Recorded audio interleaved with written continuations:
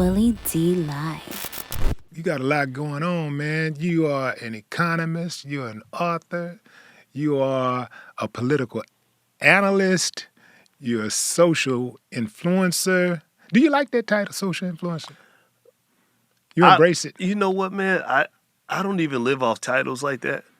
Yeah. I just exist, man. You know, I don't know what the fuck I am, to be honest with you. I live through whatever God's purpose is for me at that time. Right.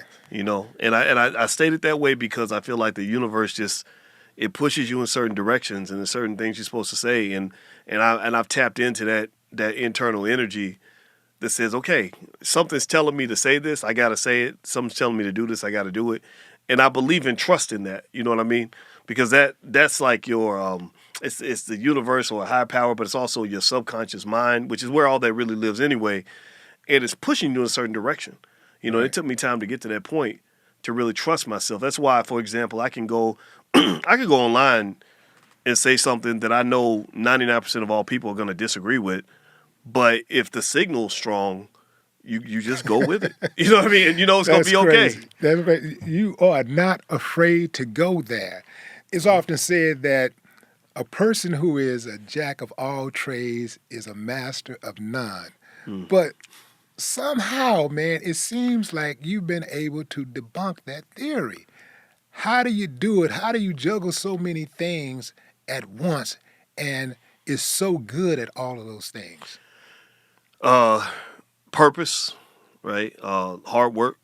You know what I mean? Like every day is just, like life is short. You know what I mean? Like we're all going to be dead soon, and ain't nobody going to remember much of what we did. This is our time, and so if you're not living your purpose and really doing what you're supposed to do, you're just wasting that time. A lot of people do that. They get up, go to work, come home, go to bed, get up, go to work, come home, go to bed, and just repeat a process, and then you just grow old and die, and I was determined to kind of break that pattern.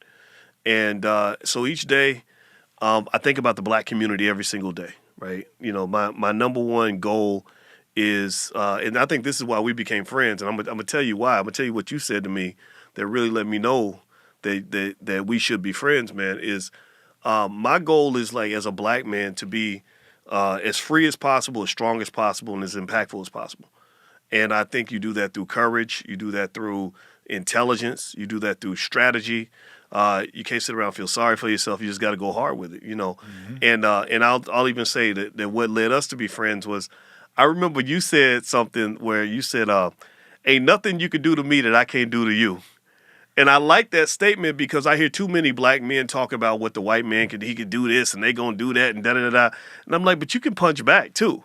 Mm-hmm. You have a divine power that really nobody can match. I don't think anybody can really match a strong, smart, intelligent black man when he's at his best. I think when we're at our best, we become like real life superheroes. You know what I mean? And I like that about you because I can see where you were tapped into that. You know what I mean? So ultimately, man, I think it's about playing offense. In your life, you can't just play defense. You can't just be scared like, oh, what are they gonna do to me next, and how are they gonna attack me next? No, you play offense. Make them respond to you. You ain't got to always respond to them. So there we go. Perfect. Let's go back to Louisville, Kentucky, your hometown, the hometown of one of the greatest fighters that ever existed, Muhammad Ali. Have you ever met Muhammad Ali?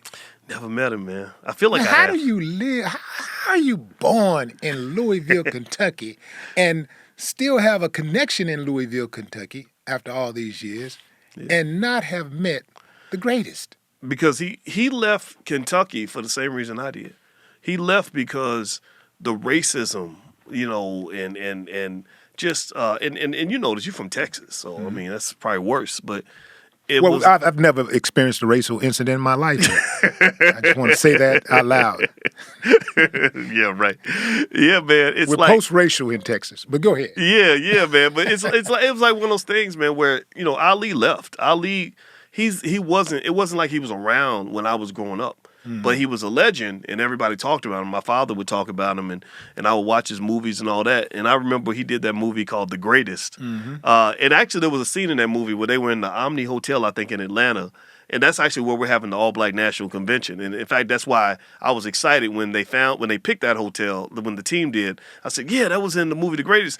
And the reason I think about that movie is because in that movie, when he was talking about, I believe the children are our future and all that, I felt like he was talking about me. Like, I felt like I was one of those kids that he was actually being courageous for, to clear a path for later. So Ali was always a part of my spirit, man. I would read books about him, and my father bought me this thing where his handprints were in it. I put my handprints up against his. He has real small hands, by the way. It was real surprising.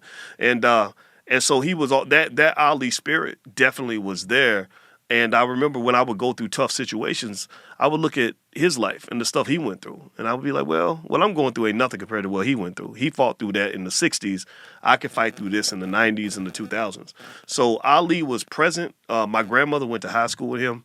So she's got a lot of, just really interesting but uninteresting stories about the family. Like, she'll talk about something random, like, oh yeah, they lived down the street and they would come down and eat the chicken, just stuff like that. It's like regular stories like that. But the legend of Ali was always like a part of Louisville, man. And I was always very proud of the fact that this guy could come from the same town I came from and impact the whole world. That was real cool, because Louisville ain't exactly a city that you talk about in daily conversation. It's not like Chicago or New York or whatever. And the fact that this guy was around the world and had everybody talking about Louisville, man, that's inspirational. So Ali was one of my greatest heroes. I know his daughter, but and her husband, they're real cool people. But I never met Ali. Which daughter? Layla. Okay. Yeah, the one that was the boxer. Well, I didn't want to assume. No. Yeah. Yeah. He's got a few kids, I think. Let's talk about your earlier upbringing. You are the product of a teen mother. Shouts out to Robin Couch.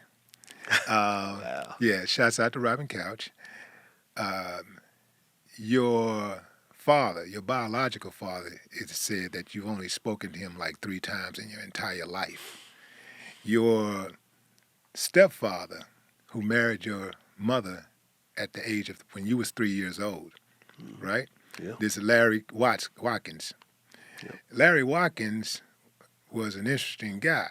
He was a stern, tough disciplinary who became a police officer. Yeah. Now, that is a very interesting dynamic to me when I think about the Boyce Watkins I know today. I can see the disciplinary side of you, but what I cannot see is the disciplinary side of you that came from your stepfather, because I'm assuming that he had more of an impact on you than your biological father did. Yeah. What I can see is the systemic side of being raised by a police officer and the way that you hold police officers accountable for their actions. Now, was there any type of rift there between you and your stepfather at times where you thought that he was being too much of a controller? Well, I'm sure he wasn't happy when he came home one day and I was blasting "fuck the police" on the on the stereo system, and it's like but I don't have that "fuck the police" mindset though. What you learn when you see police work up close, most people don't really understand the life of a cop. We judge it from a distance, but I saw different kinds of cops. I saw the good and the bad. I saw the black and the white.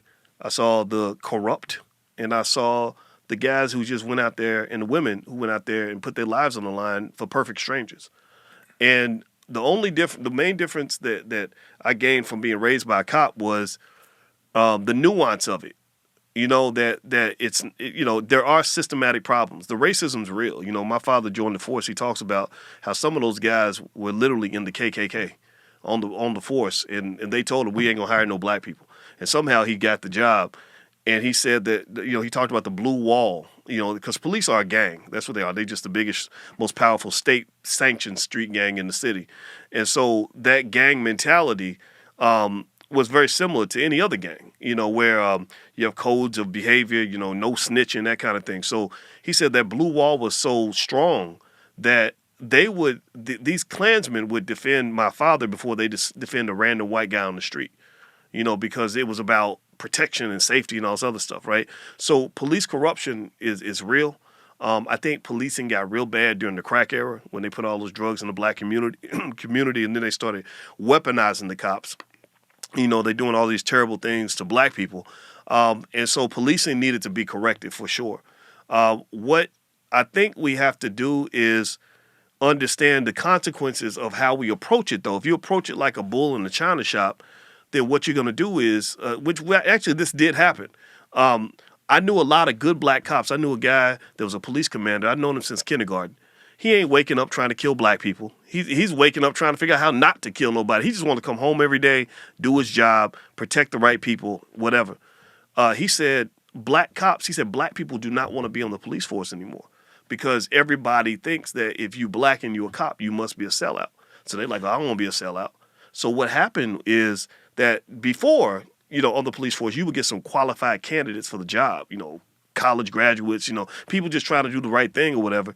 He said now they're drawing like a much lower applicant pool. They're drawing people that don't give a shit if you call them a racist or not, or crazy people that really want to have a gun and tell people what to do.